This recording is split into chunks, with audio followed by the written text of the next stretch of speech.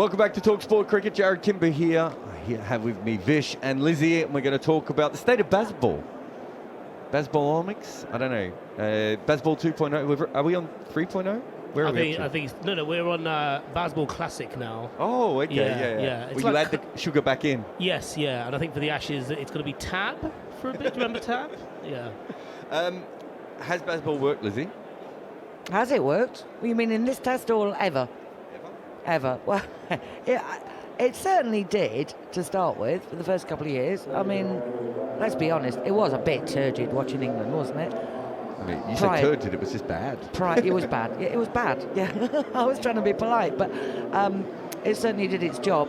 But it was starting to irritate. It's become a bit of a cult, hasn't it? A sort of inflexible approach to playing, and it's been really pleasing actually to see in this test. Much as it wasn't thrilling for a lot of the first 3 days, it's been really pleasing to see some sensible cricket.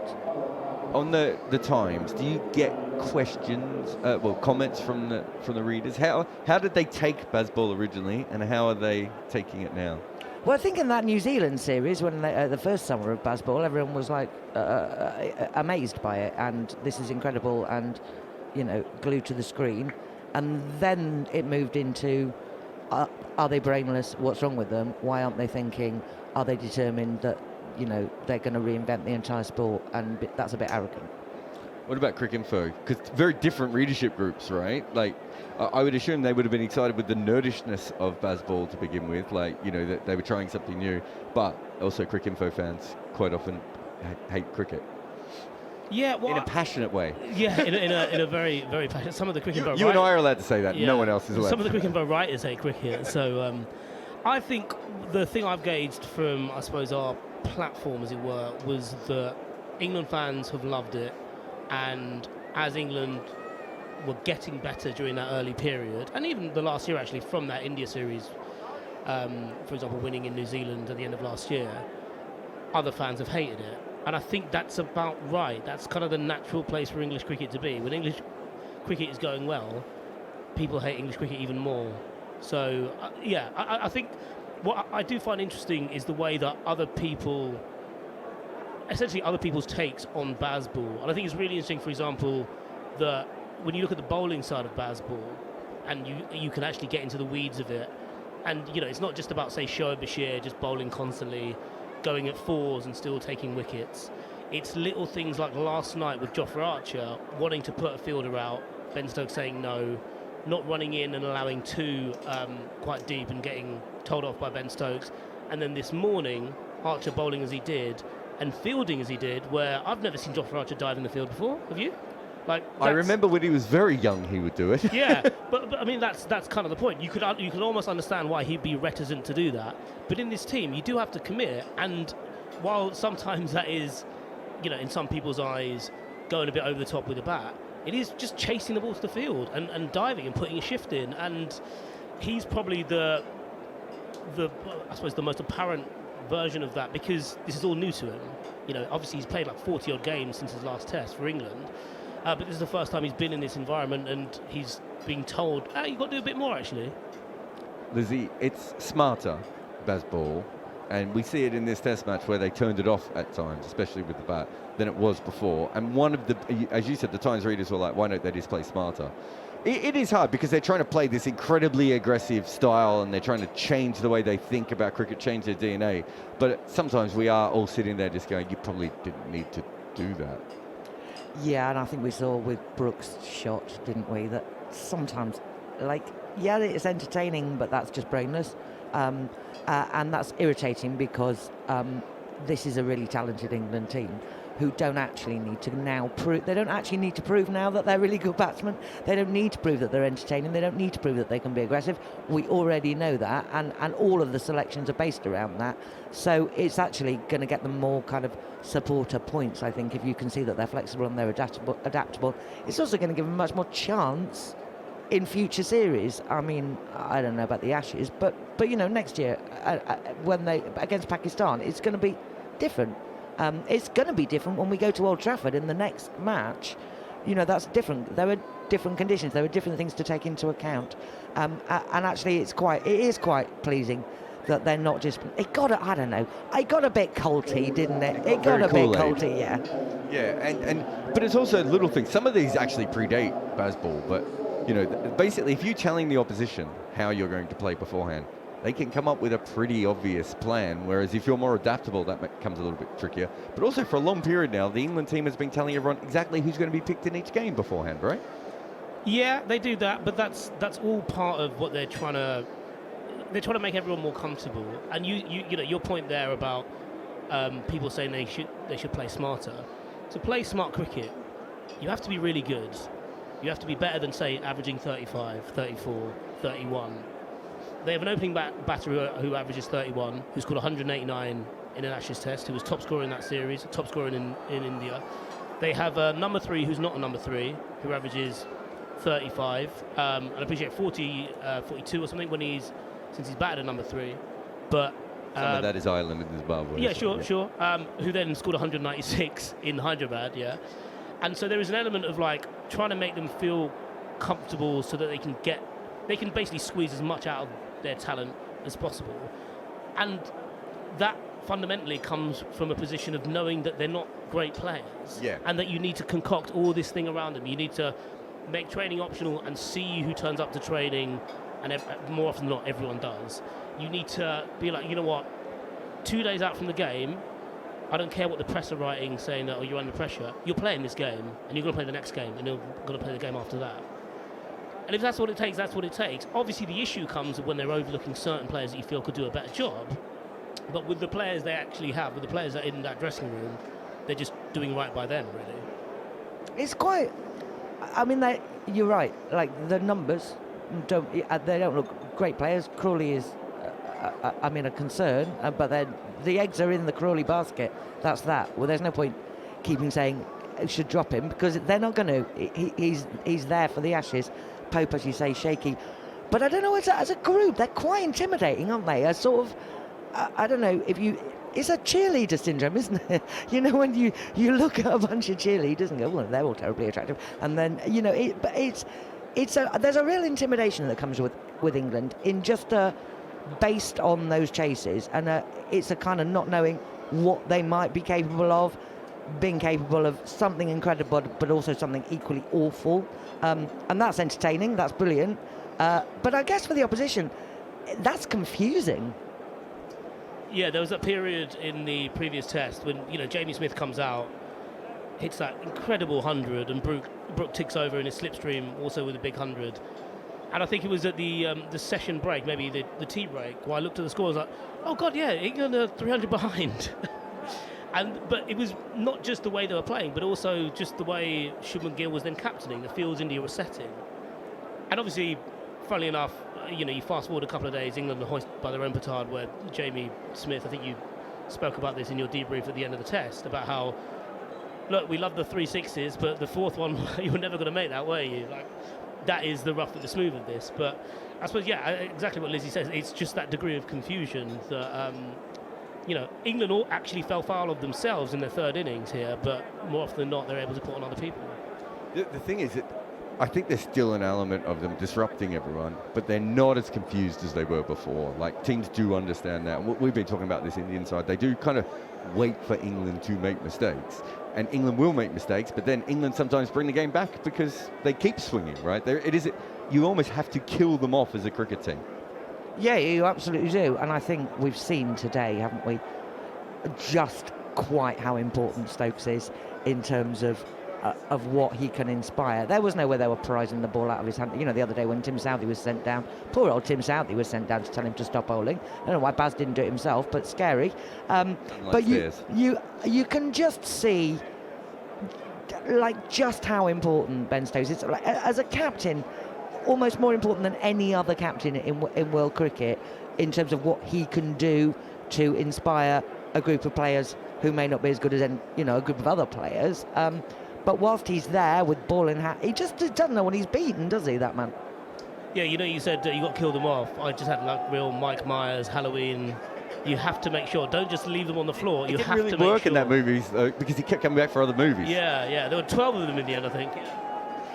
But it is a little bit like that. It's fascinating. So It'd be really interesting to see what you think about this. That you look at the inflexibility with Crawley. Crawley's going to play no matter what at all. We all believe that, right? Whereas coming into this series, Key was saying, well, we might have three. We might have Pope at 3. We might have Bethel at 3. We're going to be really flexible. What are they trying to get to with that? Because that's the bit that confuses me. In one case, they're being completely inflexible. The ashes. They're trying to get to the ashes. but then, is it not also important for Pope to feel like he's backed? Like it does feel like there are still favourites within a system where everyone's great and we love you all. Yeah, I think there are, but I think that Pope can feel pretty. I mean, he's still there, isn't he? And I think they genuinely, I don't know. I think they genuinely really love Pope. I think they feel like he's stayed as vice captain, hasn't he? He hasn't been ditched out of the vice captaincy. And I thought he might be. I thought they might give it to Brooke, or they might do that weird thing where they don't have one and they do it game by game. I think he feels comfortable, Pope. I think it's just us who's putting pressure on, saying... Well, it was Rob Key who also said we could use either of them, well, wasn't it? yeah, I think Rob Key says a lot of things. He says a lot of things and not necessarily the same thing week to week. And obviously there is Jacob Bethel, snapping away in the wings, but he's really young, and his time will come, and I think they probably said that to him, and it just takes one injury, one twisted ankle, in he comes, everything's sorted. It's much as it's inflexible, the stability of selection is one of the reasons that England are quite intimidating, and that the players themselves feel, what's that awful expression they've used, 10 feet tall? No one's 10 feet tall, but I mean, Kyle Jamieson might be, but most people Harvey might be as well, actually. They are, with the batters, are they the same way with the bowlers? Do the bowlers feel as backed up? What I get online, and you probably get this with the Cricinfo audience a lot, is the main question I'm always asked is, are the bowlers in on this as much as the batters? Because it is a system set up by someone who likes batting for batters. Yeah, I like that. By batters, for batters. That should be the mantra, really. Of all cricket, really. But yeah, well, exactly. Certainly this team. I think the issue with the bowlers has always been that because they bat so quickly and there's all this talk of putting time into the game, that the rest is very little. I always think back to this with James Anderson, actually. And while I'm sure you talked a lot about the decline of the Duke's ball and things like that, I always think rest time is so important during tests. Australia get panned for how slowly they bat sometimes, and then you get their 3 horsemen coming out and bowling rockets every single time they step on the field. It's like, well, they've had a day and a half rest between innings. I think fundamentally, though, with the tactical side of it, I think the bowlers are totally happy with how things are. Occasionally you'll get someone remonstrating that they would like a fielder out, but if your captain doesn't care about your economy rate, then neither should you, really. And I think everyone is getting up to speed with that. As I mentioned before, like Archer was obviously a bit late on that. Jack Leach was also would love the security of having one man back straight and then just got out of that. And obviously Stokes makes some he allows some the odd fielder out for a particular bowler. I think Bashir every now and again does like to have not quite square leg, but someone in that mid-wickety region who's not quite kind of 3/4, and they kind of joke about it as a catching position, which I suppose for Bashir it is. But yeah, I think by and large that's where I suppose Stokes sets the standard, because he's like, I'm going to be this fit, and if you're going to bowl, you need to be this fit, because I'm going to bowl you a lot. It's really interesting, though, you're watching Stokes in the field, because generally most captains, if they're making changes, will say to the bowler, we're going to 2 short covers now, or we're going to have the 2 guys out. He just moves the field, and sometimes they turn around and start to bowl, not realizing that he's completely changed it. Like, everything is so dependent on Stokes that if Pope was captain, it would be a completely different team, just because he would never think that way. Yeah, absolutely. I mean, it is literally almost every ball, isn't it? And very often I wonder if it's nothing to do with where he thinks the delivery is going to go. It's just a sort of mind game. I'm in charge. I'm going to make sure that you, as the batsman, don't know what I'm doing, don't know why I'm doing it, why have you put a man there, and you as the bowler, it's my team, you do what you're told. But he's not dictatorial. I don't know. He's got a really good balance, actually. Yeah, it's not that it's not dictatorial. It's not like you do as I say. It's just that I suppose it's almost practical, right? Because if he stopped to ask them every time, it would be every single ball he'd be having that conversation. It almost saves him time to just be like, you over here, and the guy comes in, runs, and he goes, oh, is that where my field is now? Well, that's one of the things that I suppose over the course of the last couple of years, we've spoken to bowlers new to the setup about what it's like being captained by him, and one of the things early on is he says to them outright, I will set the field, you just bowl. And some bowlers are comfortable with that, some bowlers aren't. They all generally get used to it. But yeah, like I agree with Lizzie. I think like someone like Jaiswal, for example, who is very set in his ways. I think every day of this series so far, he has started the morning with the bat in hand, just hitting a few balls. But he's someone who's clearly very particular, very precise about his preparations between deliveries. And it's quite funny every now and again seeing him double take, be like, oh, there's 2 of you over there now. Oh, there's 3 of you over here. Like, I'm not, as Lizzie alluded to there, it's not the case that it's totally kidology, but it's very different. And I'm not saying like Stokes is a trendsetter in that way, but he's clearly always thinking. And maybe that's part of captaincy that he really enjoys, because he's quite honest about the fact that he gets bored very easily. And if you're bored easily as a captain, then I suppose you would do things like constantly move fielders around. It's also, like, one of the things I've always found really interesting about them is this started before Bazball, weirdly, but the way that they spam something when it's working.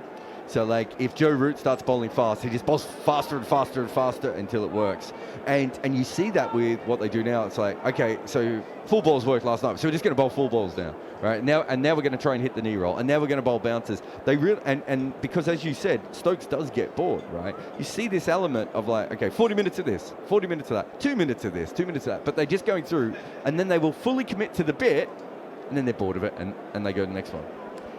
Yeah, and that's, I mean, both formulaic and sort of not formulaic. Yeah, exactly. It's really weird. But I can imagine if you are the opposition batsman, it would actually quite irritate you.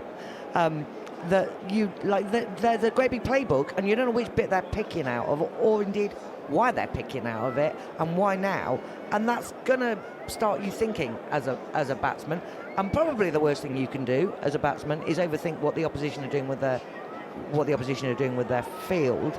And there's just an element of, with Stokes, I don't know, it comes with a bit of machismo, doesn't it? It really does. It's just, there's a real kind of thing of, I know what I'm doing here. I absolutely know what I'm doing here. You don't know what I'm doing, but I know what I'm doing, even if he doesn't know what he's doing. And it's really fun to watch, but I imagine it's really irritating if you're the opposition batsman. Yeah, no, there is a little bit of, like, sometimes I'm like, is he a tactical genius? Is he just following the field? Is he just bored? It's like Chance the gardener in the film Being There, where you're just like, he might be the smartest guy in the world. He might actually just be a gardener. Like, you're not quite sure in which direction he's going. They're going to win this test. I don't know what the odds say, but 85% chance of winning from here, maybe 90% chance of winning from here. They'll be 2-1 up. They could still be it could still be 2-2. They could still lose 3-2. Let's say they win the series 3-2 from here. What do they have to do in the Ashes for them to continue to be able to do whatever they want? Oh, that's quite an interesting one. I actually think, to answer your question full on, I don't think they have to change anything to do what they want in Australia, because the record in Australia is such that doing what they want would be doing something different entirely, which is absolutely the right place, or the right thing to do when you haven't won somewhere in 15 years. So I think if they win the series, what they need to do is basically, right, let's go away and don't do anything. Almost kind of, right, this is really good, don't touch a thing. Whether they believe it or not, whether it is actually, or whether we see it to be that way, they would clearly be in a certain headspace if they win the series, that everyone will be comfortable. They would have got Crawley, for example, to Australia. That was the whole point. It's the whole point of Test cricket at the moment, is that one get day Zach Crawley will go to Australia. Get him to Greek, the film with Russell Brand. That's what it is. I said a really highbrow film, and you said a really lowbrow. I know, you love your film. Yeah, you did film studies as well, didn't you? So that's why you're here with us. But basically, yeah, I think a lot of this, from the selection to the pitches they've asked for to the bowlers they've picked, have been geared towards going to Australia. And if they come out having beaten beating a very good India side at the end of their summer, they'll be perfectly happy, and they will feel that they can do what they want in Australia. I even think if they lose the series 3-2, the nature of the series has been that there is nothing wrong. There's nothing fundamentally wrong, even if they lose 2-2. And wouldn't it be amazing to go into the Oval at 2-2? Because when was the last time we had a series decided? I mean, it's been ages. Anywhere. It's been ages, hasn't it? And so, kind of, it would be great if India could win at Old Trafford and we go into the Oval keeping the series alive. What's been a fantastic series, and a real test for England, because they just haven't had that. Yeah, the Oval is basically our SCG, where it doesn't get any live games. The only difference is it doesn't close at midnight, like Sydney. What happens if they lose the Ashes? Because a lot of it's funny. A lot of this has been about the Ashes because it comes off the back end of the other Ashes, and it's English cricket, so 80% of all things are about the Ashes anyway. Even the 100 is about the Ashes in one way or another. Is there an element of, if it doesn't work, and it spectacularly doesn't work, do you just have to break it up and start again and try and find something else? Or do they go, it's one series and we've actually done really, really well? I think they've gone from, in the 3 years beforehand, they had a 44% win percentage. Under Bazball, they're at 64%. So even if they lost 5-0 in the Ashes, it shouldn't make a big difference, but that's not how English cricket works. It's not how English cricket works.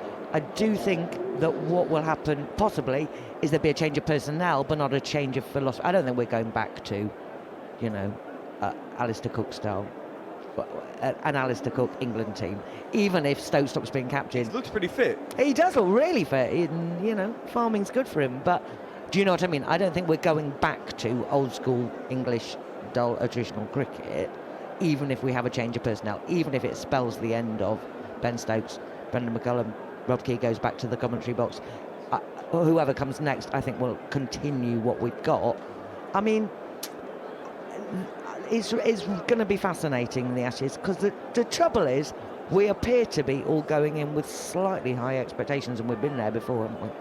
Yeah, I mean, I think you should have high expectations because Australia might be forfeiting the first 3 batting positions. So, if you're ever going to go to Australia, it's probably a good time when they're 3 down for none before you've even started. Who goes first of Key, McCullum and Stokes? And does it matter if you lose one of them? Or is the overall Illuminati pyramid of Bazball so strong that you can take a chunk out and it just continues to go?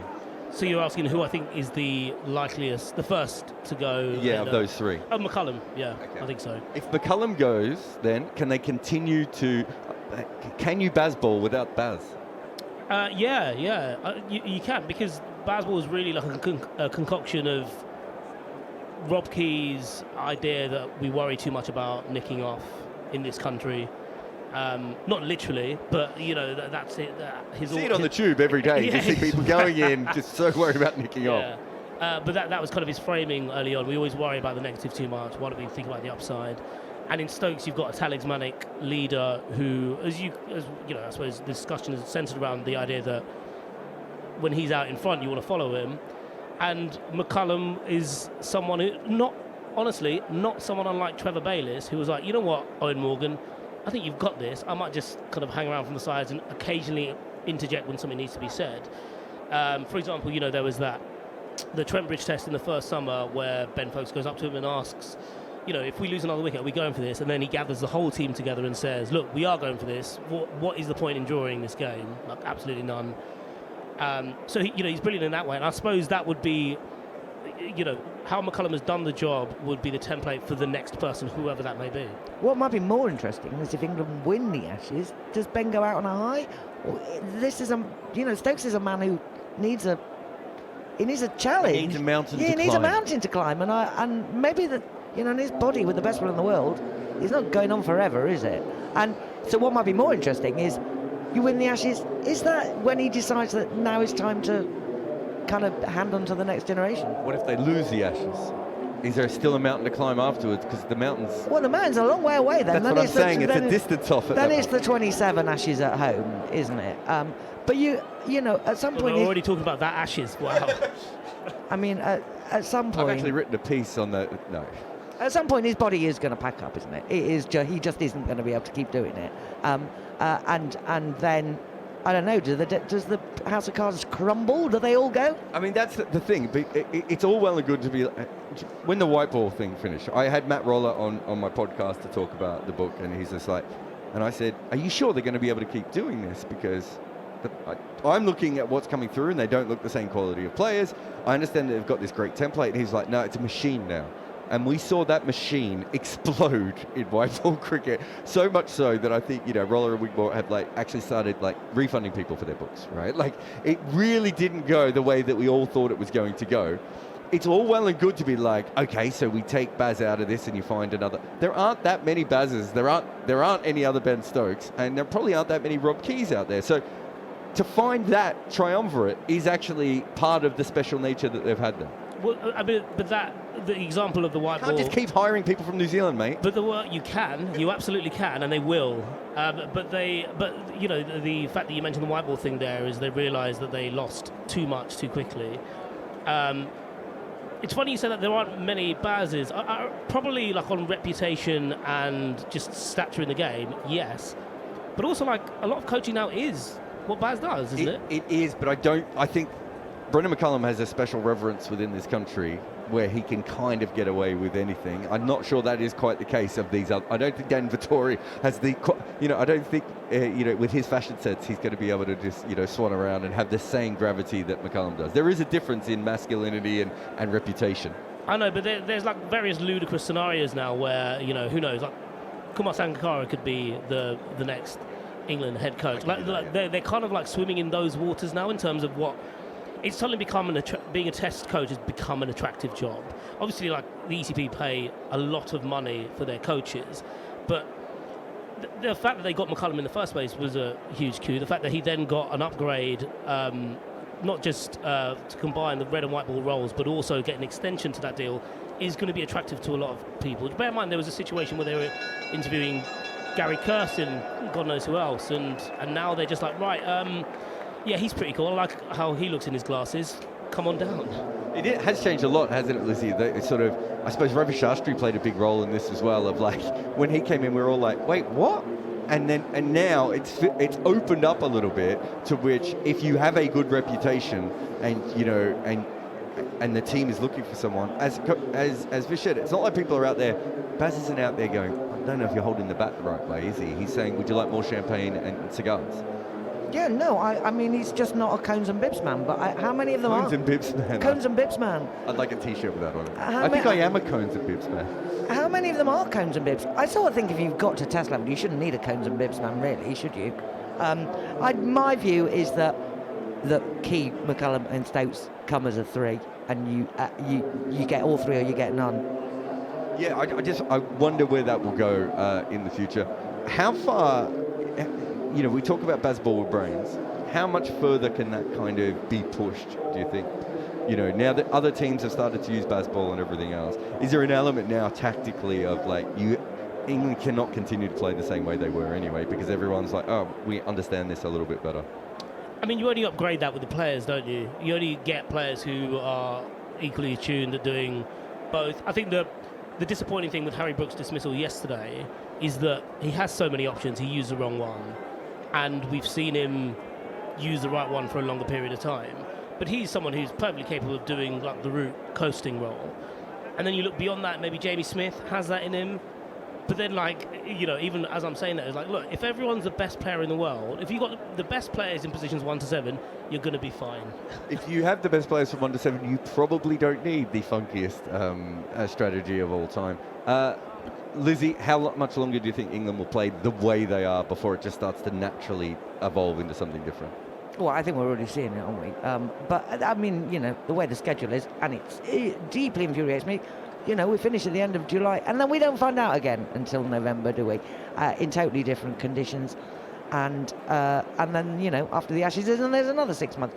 So it's really of course, with a 6 month gap, things change in 6 months. Just because I know both of you cover, Vish probably doesn't, but you cover county cricket occasionally as well. I do. Yeah, you used to. I don't know if you do anymore. I still do. I thought you were too big time. What else is there to do in the summer? We're just going to play in June and July. That's fair. Are you seeing it seeping all the way through the game? I'm certainly, like, I'm playing club cricket, and it's really noticeable that people are taking chances in a way that I feel boring now. Whereas when I came to England, I played my shots, everyone was like, oh, settle down. And now it's much more the other way of, like, people are playing shots that I just don't remember, existing before in club cricket. Yeah, and indeed putting themselves in match situations that they wouldn't have put themselves in before, chasing or, setting targets, or it certainly has changed. You see it certainly in clubs like Durham, Surrey, Durham particularly, completely overnight, didn't they? They sort of changed their philosophy, totally based on what they were seeing in the England team. And the two kind of games that you saw last year, did you notice it as well? Well, actually, we've probably not got time for this, but I think a lot of counties hate Bazball because they play, a lot of the players at those counties feel that they should be in because they've got a better record than X, Y, and Z. So, then Zach Crawley and Sharpshire. Let's be clear. Yeah, whoever do I mean? Yeah. Thank you very much. Liz from the Times, Vish from Cricinfo. We'll be back with cricket in just a couple of moments here on talkSPORT Cricket.